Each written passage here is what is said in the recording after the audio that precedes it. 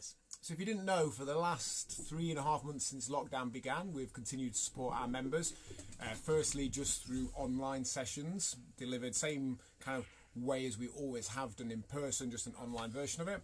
And then for the last number of weeks, since people have been able to meet in groups of up to 6 outside, we've been delivering sessions in the park. So socially distanced sessions with no equipment, just mats and body weight, delivered in the park, also streamed to members to do at home as well. Because of the change now to doing it in the park, I've had a couple of questions come back up that haven't come up for a little while. So when we were doing it online, most people who did it online did it at the set session time, because there's massive value to being booked in for, say, a 7 a.m. or 9:30 a.m. or 5 p.m. session in the same way you always were, turning up at home virtually in order to do the session, and then being able to interact two-way with the coach, knowing that someone's expecting you and will talk to you and interact with you, means you're way more likely to do that session than you would do if it was just a pre-recorded kind of watch-along. So most people were doing them at the set session times, but some were doing them at whatever time was more convenient for them. They couldn't make that set time, so they were doing it on catch-up later in the day. But now some of those people are coming back to doing sessions in the park, which obviously you can only do at certain times because that's when the coach is taking them.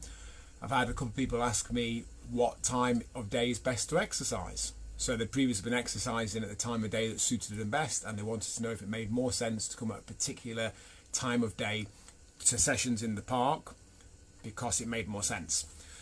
And the answer is ultimately what we were doing before. The best time of day to exercise is the time of day that's best for you.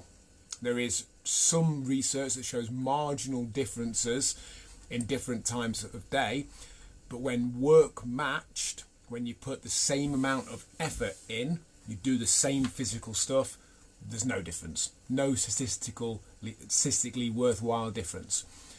So when you realise that, you realise actually we're best off exercising when's most convenient for us. If we try and force ourselves to get to the park for a workout or back to the academy when we're back doing sessions in there in the next few weeks, or the gym or whatever you do, if you try and force yourself to go at a time of day which at best might be 1 or 2% more effective, but it's a pain in the arse and you struggle to stick with it, and it becomes just a thing more than it would have been otherwise, and you're less likely to continue with it, that's definitely not for the best.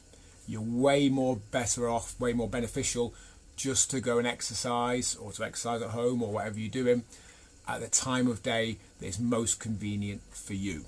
That maximises the chance that you'll keep doing it because it's not that pain in the arse, it's hopefully relatively convenient and easy to fit in, and something that is 99.5% as effective as something else, but you do hopefully for the rest of your life, will always beat hands down something that is arguably 100% effective, but it's an inconvenience. Let me know, guys, if you've ever asked that question before, if you've ever been interested in knowing what time of day is best to train, and give the video a like.